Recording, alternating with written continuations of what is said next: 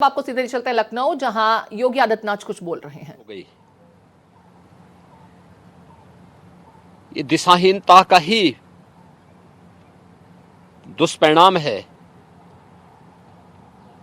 कि कांग्रेस पार्टी के तमाम नेताओं ने लगातार भारत की सभ्यता और संस्कृति को कोसने, अपमानित करने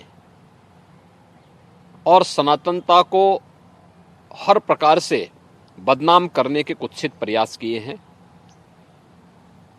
यूपीए सरकार के समय यही दुर्भाग्यपूर्ण स्थिति देखने को मिली थी, जब कांग्रेस के एक वरिष्ठ नेता ने और उस समय के केंद्रीय गृह मंत्री ने भगवा आतंकवाद के नाम पर भारत की सनातन संस्कृति को अपमानित करने का प्रयास किया था और दुनिया के सामने बदनाम करने का भी कुत्सित चेष्टा की थी।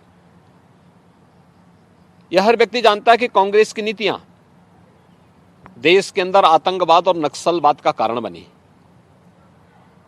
और आज मोदी जी के नेतृत्व में न केवल आतंकवाद और नक्सलवाद की समस्या का समाधान हुआ है, बल्कि देश के अंदर चाहे वह जम्मू कश्मीर का उग्रवाद हो, वहाँ का आतंकवाद हो, चाहे वह पूर्वोत्तर के अराजकता हो, चाहे देश के विभिन्न राज्यों में यूपीए सरकार के समय जो नक्सलवाद था, लगभग 17 राज्यों में 115 से 120 जनपद ऐसे थे जो नक्सली हिंसा से बुरी तरह चपेट में थे।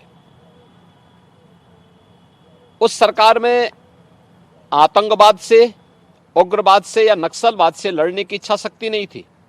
यही कारण था कि देश में अराजकता थी, अव्यवस्था थी। पिछले 10 वर्ष में देश के अंदर सुरक्षा का एक बेहतर माहौल बना है।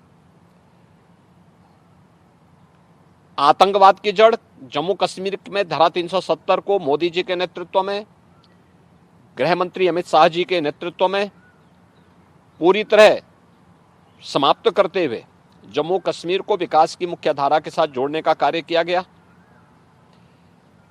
पूर्वोत्तर के राज्यों का जो उग्रवाद था,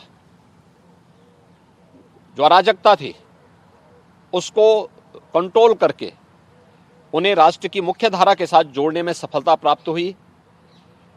नक्सलवाद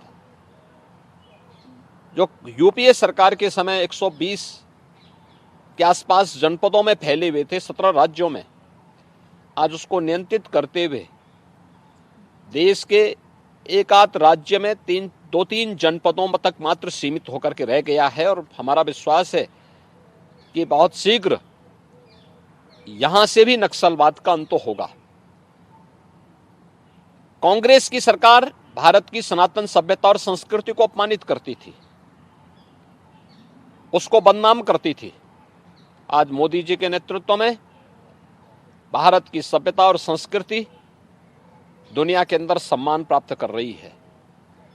भारत का गौरव पुनर्स्थापित हुआ है, और यह अवसर कभी कभी आता है। यही कारण है कि महाराष्ट्र की राष्ट्रवादी जनता आज मोदी जी के साथ, उनके नेतृत्व में उन्हें तीसरा कार्यकाल देने के लिए पूरी तरह प्रतिबद्ध दिखाई देता है। और हमें विश्वास है कि जो कांग्रेस उन्हें बदनाम करने, उनके हिस्से पर सेंधमारी करने, उन्हें जाति खेमों में बांटने का कुत्सित प्रयास करके देश की सुरक्षा के साथ खिलवाड़ कर रही थी, उस कांग्रेस को पूरी तरह दरकिनार करते हुए देश की जनता आज मोदी जी के नेतृत्व में फिर एक बार मोदी सरकार के संकल्प के साथ जुड़ रही है। और हम विश्वास के साथ कह सकते हैं कि 4 जून को जब 2024 के लोकसभा चुनाव के परिणाम सामने आएंगे,